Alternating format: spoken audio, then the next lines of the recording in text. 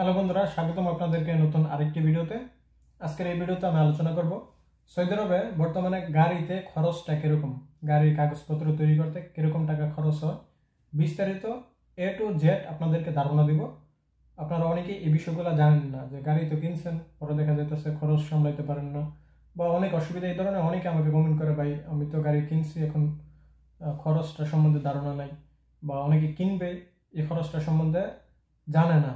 তো আমি আপনাদেরকে খুব সহজভাবে এই ভিডিওটির মাধ্যমে সকল তথ্য দেওয়ার চেষ্টা করব, যে আপনার বছরে একটি গাড়ির পিছনে কত টাকা খরচ হবে।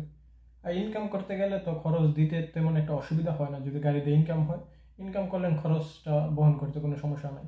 তারপরেও একটি জানা থাকা ভালো, তার জন্য আমি আপনাদেরকে এই ভিডিওটির মাধ্যমে তথ্য দেওয়ার চেষ্টা করি। তো আসেন বুঝি গাড়ির বছরে কোন ধরনের কাগজপত্রগুলো আমাদের লাগবে। এক নম্বর যে কাগজপত্রটা লাগে সেটি হচ্ছে ফাহাজ। ফাহাজ অর্থাৎ গাড়ির বডি বা গাড়ির কন্ডিশন কীরকম, এটি সরকারের পক্ষ থেকে একটি ফাহাজ অর্থাৎ এই লাইসেন্সটা তৈরি করতে হয় প্রত্যেক বছর। এরপরে হচ্ছে গাড়ির ইন্স্যুরেন্স লাগে। গাড়ির ইন্স্যুরেন্স থাকতে হবে, যে আপনার গাড়িটা অ্যাক্সিডেন্ট হইল এটা ইন্স্যুরেন্স কভার করবে। ইন্স্যুরেন্স মাস্ট আপনার করতে হবেই, বাধ্যতামূলক। এরপর হচ্ছে ইস্তেমারা, গাড়ির যেই লাইসেন্সটা, ইস্তেমারাটা হচ্ছে 3 বছরে একবার করা লাগে, আর ইন্স্যুরেন্স ফাহাজ প্রত্যেক বছরই করা লাগে। তো আসুন কথা বলি, ইস্তেমারা করতে কত টাকা লাগে। ইস্তেমারা করতে হচ্ছে 300 টাকা সরকারি ফিস লাগে। 300 টাকায় এটি আপনি আপসার প্ল্যাটফর্ম থেকে নিজে নিজেই করে নিতে পারবেন। এর জন্য আপনাকে কোনো খেদামা অফিসে যেতে হবে না, 3 বছরে একবার করবেন। ফাহাজ করতে হচ্ছে, ফাহাজের ফিসটা হচ্ছে 115 সৌদি রিয়াল।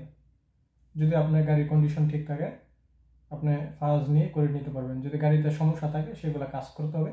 ফাহাজ যদি পুরাতন গাড়ি হয়ে থাকে সেক্ষেত্রে অনেক বড় একটা মুসিবত।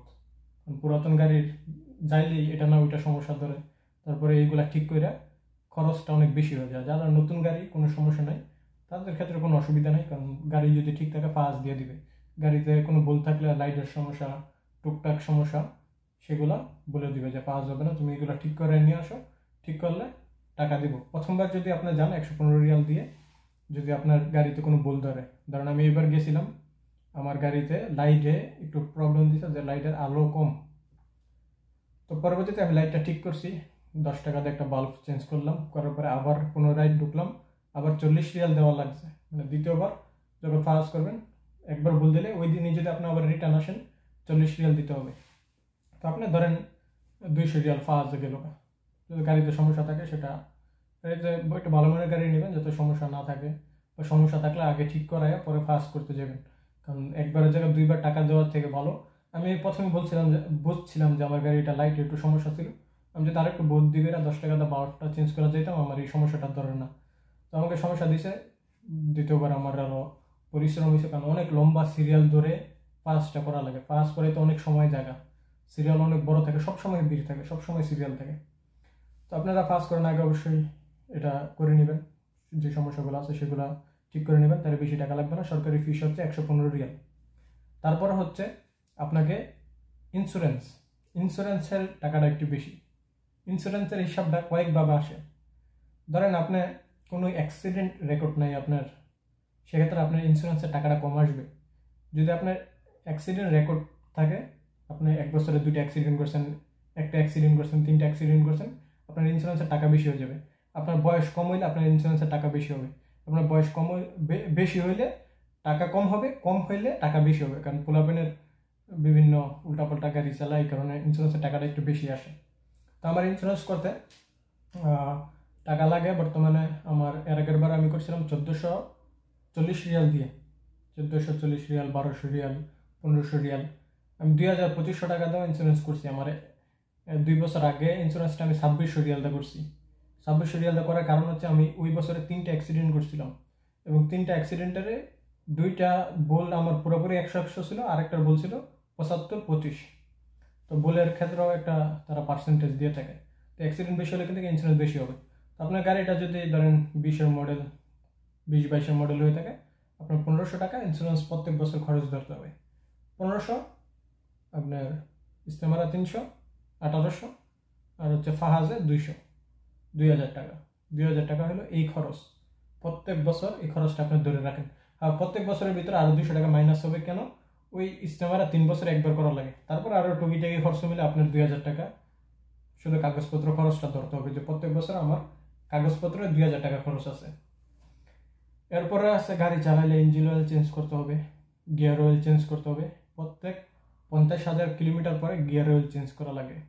50,000 আগেই চেঞ্জ করে নেওয়া লাগে, ধরেন 45,000 চালাইছেন, গিয়ার অয়েল চেঞ্জ করতে হবে, ইঞ্জিন অয়েল চেঞ্জ করতে হবে। ইঞ্জিন অয়েল চেঞ্জ করতে গেলে ছোটো গাড়ি 100 রিয়াল তো লাগেই, 100 রিয়াল লাগবে যদি আপনি 5,000 কিলোমিটার পর পর ইঞ্জিন অয়েল চেঞ্জ করতে হয়। এগুলো কিন্তু আপনাদের বুঝতে হবে। অনেকে দেখা যাইতেছে শখে গাড়ি কিনে কাজ করবে না গাড়ি দিয়ে, অফিসে যাইবে বা নিজে ব্যক্তিগত যে কাজটা করে সেই কাজে যাওয়া আসার জন্য গাড়ি নেবে। এখন এই খরচের ধারণাগুলো কিন্তু জানেন না, যার জন্য আমি আপনাদেরকে সুন্দরভাবে বুঝাইতেছি।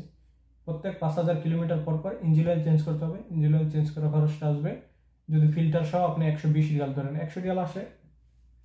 এখন যদি একটু ভালো কোয়ালিটির তেল ধরেন 120 রিয়াল ধরতে হবে।